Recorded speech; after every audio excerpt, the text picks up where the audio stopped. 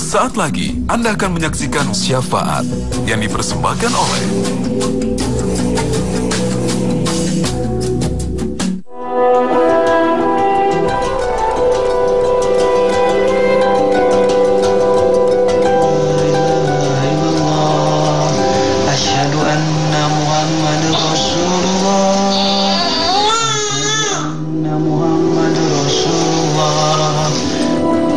Kehamilan merupakan anugerah terindah yang diberikan Sang Pencipta.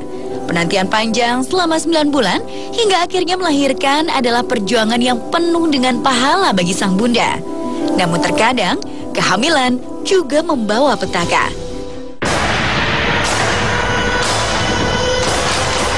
Keguguran hingga ancaman kematian akibat gangguan kehamilan kerap menjadi mimpi buruk bagi sang bunda. Menurut hasil Survei Demografi dan Kesehatan Indonesia atau SDKI tahun 2012, angka kematian ibu mencapai 359 per 100.000 kelahiran hidup. Angka ini selalu meningkat setiap tahunnya. Nah, oleh karena itu Bunda, sebelum merencanakan kehamilan, ada baiknya Bunda juga memeriksakan kondisi kesehatannya ya. Karena saat ini ada penyakit yang bisa mengakibatkan keguguran bahkan kematian. Namanya antiphospholipid syndrome atau APS. Biasa disebut juga penyakit pengentalan darah. Tak kenal maka tak sayang. Itulah pepatah yang cocok untuk membahas penyakit ini. Yuk Bunda, kita bahas penyakit ini sampai tuntas, lengkap dengan bagaimana cara mengatasinya.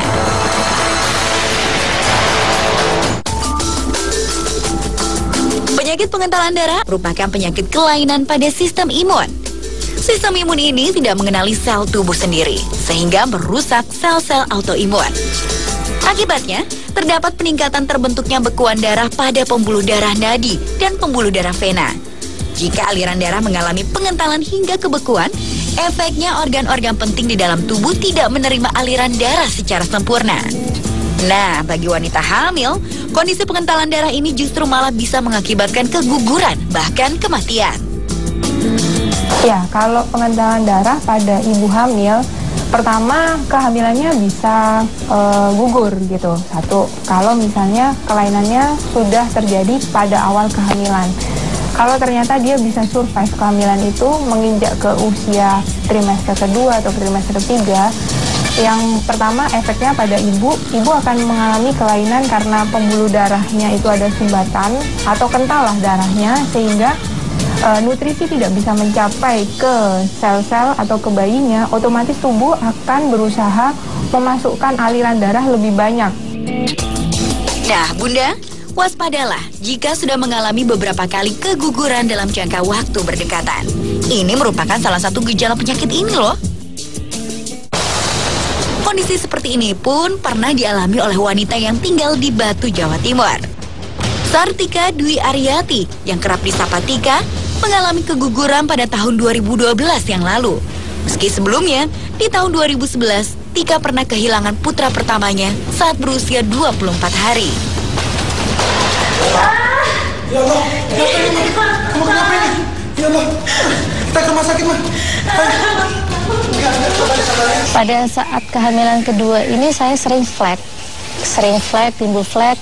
Hari pertama flek sedikit, kedua semakin banyak, akhirnya seperti begitu hari ke-7 itu seperti haid, seperti keluar haid, jadi semakin banyak. Nah itu ternyata tidak boleh kan, ternyata saya periksa ke bidan, begitu dites ternyata janin masih ada, tapi setelah dikasih obat penguat juga sama janin ternyata nggak bisa ditolong. Setelah 3 hari kemudian setelah dari bidan nggak bisa ditolong juga.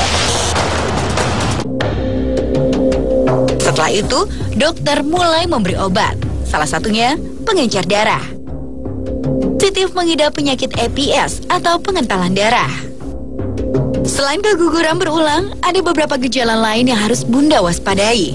Kondisi darah yang mengental tentu dapat mengganggu sirkulasi dan menimbulkan nyeri di bagian kepala atau migrain, sering kesemutan, kelelahan yang berlebihan, serta gangguan penglihatan. pada dasarnya pengentalan darah itu hanya bahasa awam. Jadi di sini darahnya sangat mudah menempel satu sama lain sehingga membuat trombosis kalau dalam bahasa kedokterannya. Jadi karena ada trombosis ini, jadi kalau ibaratnya secara mudah kalau ada selang terus kemudian ada darah yang membuat kumpulan darah, kita bikin plak di situ, membuat sumbatan di selangnya, sehingga nanti di aliran setelah sumbatannya itu tidak ada darah sama sekali, sehingga setelahnya itu akan menyebabkan kerusakan sel-sel, karena kan setiap sel itu mendapatkan makanan dan oksigen dari aliran darah tersebut. Penyebab dari pengentalan darah ternyata belum diketahui secara pasti. Namun, keturunan atau genetik menjadi salah satu faktor yang sering terjadi. Selain itu, gaya hidup tidak sehat juga menjadi salah satu pencetus penyakit ini timbul. Salah satunya, kurang minum air putih. Jangan pernah sepelekan kebiasaan yang satu ini ya Bunda. 80% tubuh kita memerlukan air. Jika kebutuhan air ini berkurang, maka tubuh akan menyeimbangkan diri dengan jalan mengambil sumber air dari komponen tubuh sendiri, yaitu darah. Nah, kalau ini sampai terjadi, maka kemungkinan pengentalan darah bisa terjadi. Darah yang kental dikarenakan kekurangan cairan darah atau trombosit, sehingga mudah lekat satu sama lain. Aktivitas saya tinggi ya, mobile gitu Mbak. Mungkin yang saya rasakan sekarang ini karena saya kurang minum air putih ya.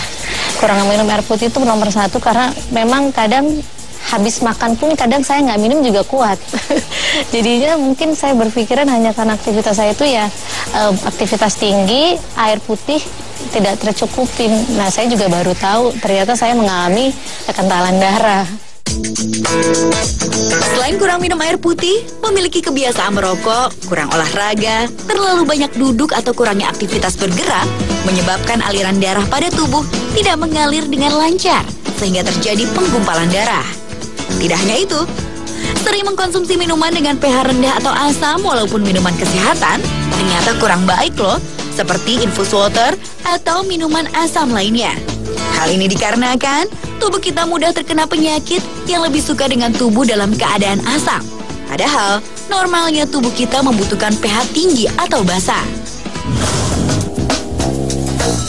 Apa yang sudah dialami oleh Tika, sejatinya bisa menjadi pembelajaran buat Bunda di rumah ya. Mulai sekarang biasakan hidup sehat.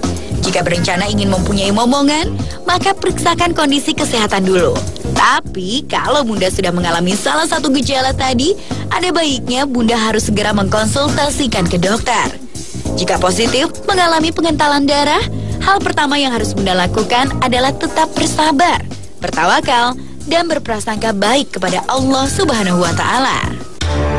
Dalam sebuah hadis sahih yang diriwayatkan oleh Bukhari dan Muslim berbunyi, tidaklah menimpa seorang muslim satu kelelahan, kesakitan, kesusahan, kesedihan, gangguan dan gundah gulana sampai terkena duri, maka itu semua menjadi penghapus dari dosa dan kesalahannya.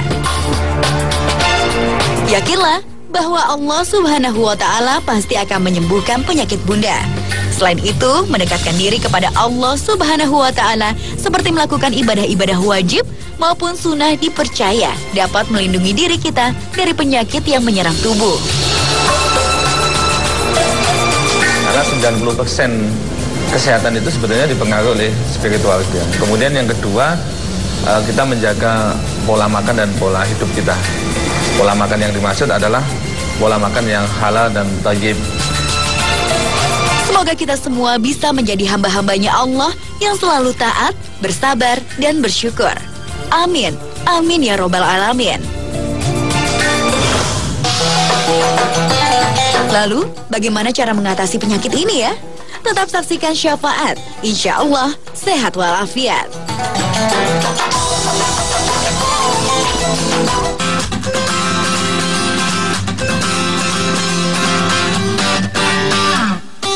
Kembali lagi di Syafaat. Nah, pemirsa, tahu nggak?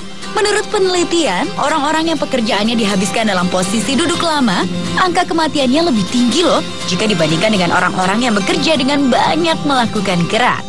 Walaupun masih dipertanyakan kebenarannya, logikanya ada benarnya juga loh.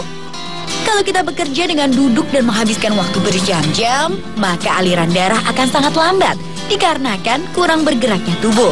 Dampaknya, kalau aktivitas ini berlangsung selama bertahun-tahun, maka penyakit pengentalan darah kemungkinan bisa terjadi. Penyakit ini tidak hanya terjadi pada laki-laki, namun juga pada wanita. Meski sulit untuk disembuhkan, penyakit kekentalan darah masih bisa dikontrol dengan diberikan obat.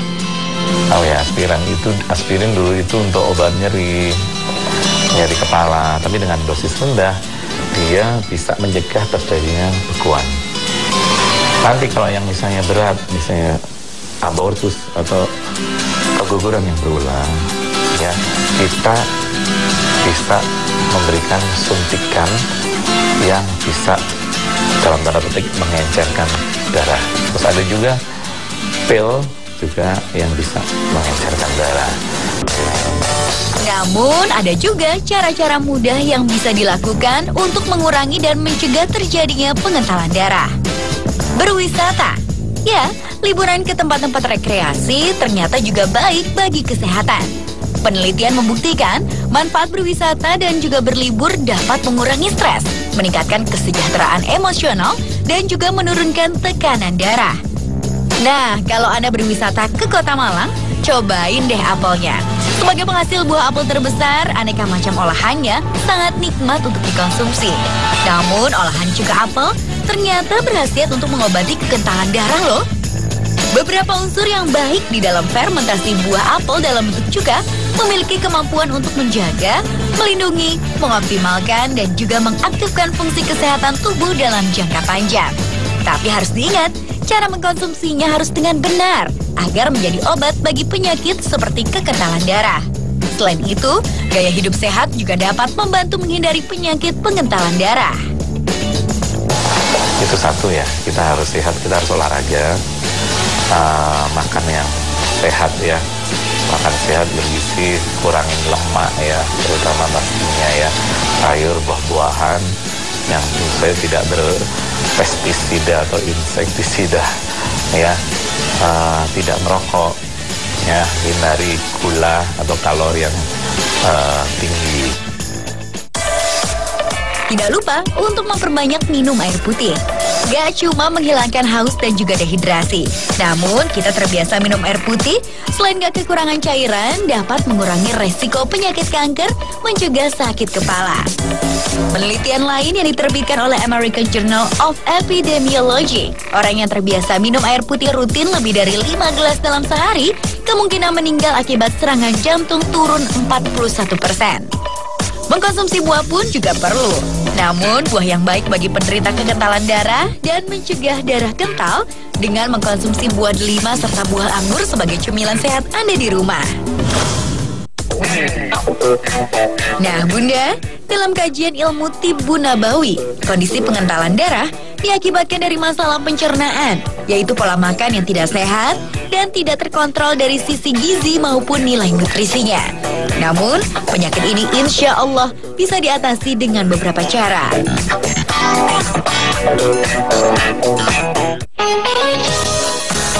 Rutin mengkonsumsi madu dapat meningkatkan imunitas tubuh dan membantu peredaran darah di pembuluh darah nadi dan vena. Madu sudah sejak lama dikenal sebagai obat loh.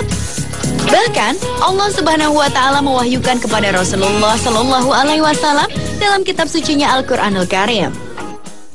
يخرج من بطونها شراب مختلف ألوانه فيه شفاء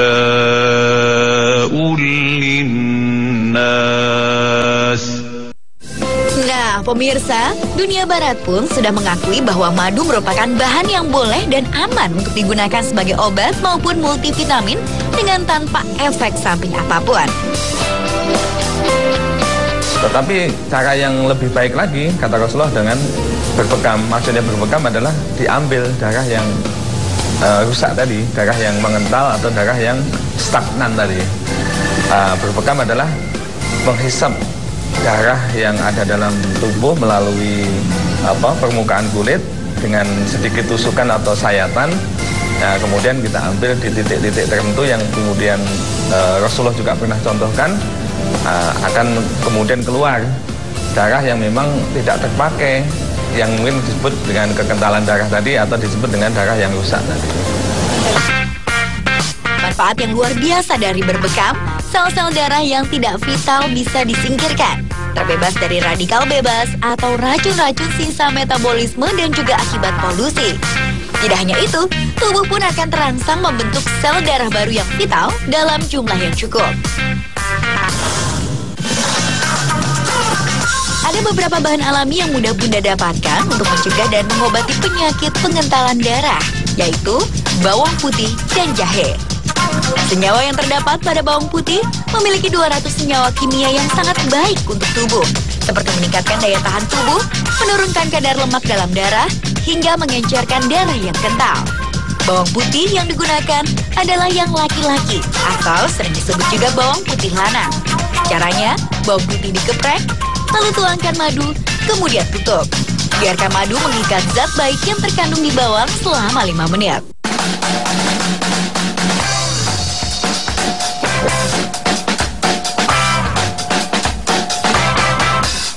Kemudian dimakan.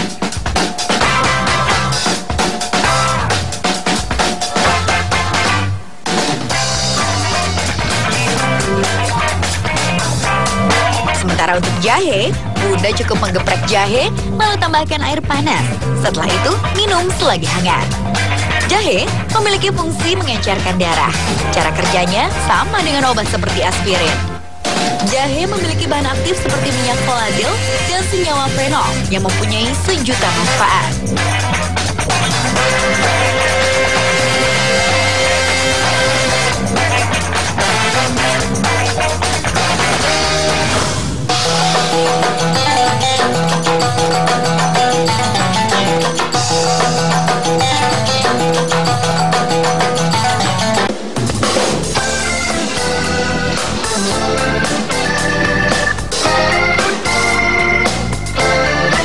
Darah yang kental cenderung menggumpal dan menyebabkan penyumbatan pada pembuluh darah. Efeknya, aliran darah ke organ-organ penting tidak lancar. Nah, agar terhindar dari pengentalan darah, gaya hidup Anda harus dirubah pemirsa. Rutin berolahraga, tidak merokok, hindari makanan berlemak, dan banyak minum air putih adalah beberapa cara yang bisa Anda lakukan. Jika pengentalan darah sudah terjadi, Anda membutuhkan asupan multivitamin yang bisa menormalkan aliran dalam pembuluh darah. Salah satunya, ekstrak kulit manggis.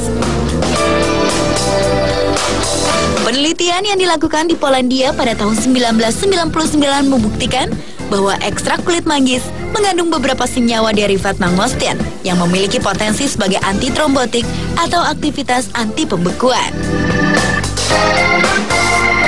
Kulit manggis sangat bermanfaat dalam mencegah terjadinya kekentalan darah karena dalam ekstrak kulit manggis terdapat banyak sekali senyawa, bahkan 5 diantaranya dapat mencegah terjadinya agregasi trombosit, yaitu penyebab terjadinya penggumpalan trombosit yang menyebabkan kekentalan darah dan juga plak penyebab penyumbat pembuluh darah. Senyawa aktif yang dapat mencegah terbentuknya tromboksen yang menyebabkan keping darah mudah menggumpal. Dengan demikian, penggumpalan darah dapat dicegah dan kekentalan darah pun dapat berkurang. Selain itu, buah manggis adalah buah yang memiliki kandungan antioksidan tertinggi. Namun, kandungan antioksidan tertinggi justru bukan pada buahnya, melainkan pada kulitnya. Antioksidan sangat baik untuk memenuhi kebutuhan sistem imun kita. Kini, kulit buah manggis sudah tersedia dalam bentuk kapsul yang sudah diekstraksi. Buah manggis diekstrak dengan cara yang halal, yaitu tanpa menggunakan alkohol, sehingga aman dan mudah untuk dikonsumsi. Dengan rutin mengkonsumsi ekstrak kulit manggis akan mencegah terjadinya kekentalan darah yang dapat menyebabkan plak-plak dalam pembuluh darah kita, sehingga mencegah terjadinya penyakit-penyakit pembuluh darah. Contohnya seperti serangan stroke, penyakit jantung, dan juga penyakit pembuluh darah lainnya, misalnya deep vein thrombosis atau penyumbatan vena di tungkai kaki kita, dan juga penyakit-penyakit pembuluh darah lainnya. Mengkonsumsi pengencer darah secara jangka panjang perlu dipantau penggunaannya. Karena bahan-bahan kimia dikonsumsi secara lama sangat beresiko bagi tubuh. Namun, mengkonsumsi ekstrak kulit manggis tidak memiliki efek samping dikarenakan penggunaan bahan alami sehingga mekanisme kerjanya tidak mempengaruhi proses pembekuan darah yang normal. Minumlah 1 hingga 2 kapsul sehari agar kesehatan tetap terjaga.